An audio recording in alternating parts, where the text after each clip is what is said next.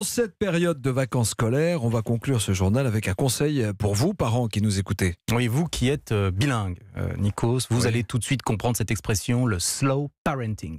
Toujours avec cet accent, hein, vous le C'est notez. bien, very nice. Alors accent. comment traduire en français slow parenting? Disons Prendre le éduquer en prenant son temps, voilà, prendre le temps tout en éduquant. Eh bien, c'est une tendance. L'idée qu'il ne sert à rien de dire à son enfant dépêche-toi, cela génère du stress pour un être qui n'a parfois pas la notion du temps. Ou la même Reportage- notion du temps, c'est vrai. Oui, ou même aucune, vous allez l'entendre, parfois aucune notion du temps. Reportage Virginie Salmen. Aurélie, mère de 2 enfants de 2 et 5 ans, a suivi une formation pour arrêter de stresser ses enfants. J'ai arrêté de dire dépêche-toi à mes enfants il y a à peu près un mois. On a déterminé ensemble l'enchaînement des choses, à savoir le matin tu préfères quoi? Prendre ton petit déjeuner d'abord ou t'habiller. Après, ma fille a dit ok, maintenant il faut que j'aille me brosser les dents.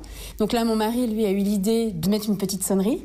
Et donc la sonnerie, on sait à quelle heure elle arrive. Et après, il y en a une deuxième. Et donc là, les enfants courent dans la salle de bain pour se brosser les dents. Et finalement, tout le monde part tous les jours à l'heure. D'ailleurs, avant 7 ans, pas la peine de leur dire dépêche-toi puisqu'ils n'ont aucune notion du temps. Et ce n'est pas une façon laxiste d'élever ses enfants, nous dit la pédiatre Catherine Guéguin. Les neurosciences démontrent qu'un stress fort va jusqu'à détruire certaines parties du cerveau. Au contraire, la bienveillance le booste et ça se voit nettement au scanner. C'est absolument prouvé scientifiquement. Ça modifie les molécules cérébrales et ça agit également sur l'expression de certains gènes. Donc ça modifie les gènes parce que l'enfant a un cerveau très fragile et très malléable. Une solution, par exemple, prévoir une demi-heure le matin à votre enfant pour s'habiller, 10 ou 15 minutes, c'est faisable pour un adulte, mais c'est trop court pour un enfant. Virginie Salmen pour Europe 1, vous le faites ça? Vous prenez le temps avec vos enfants, vous, Nikos? Non, moi je leur dis qu'on est tout le temps en retard. Ouais, c'est ça, moi aussi.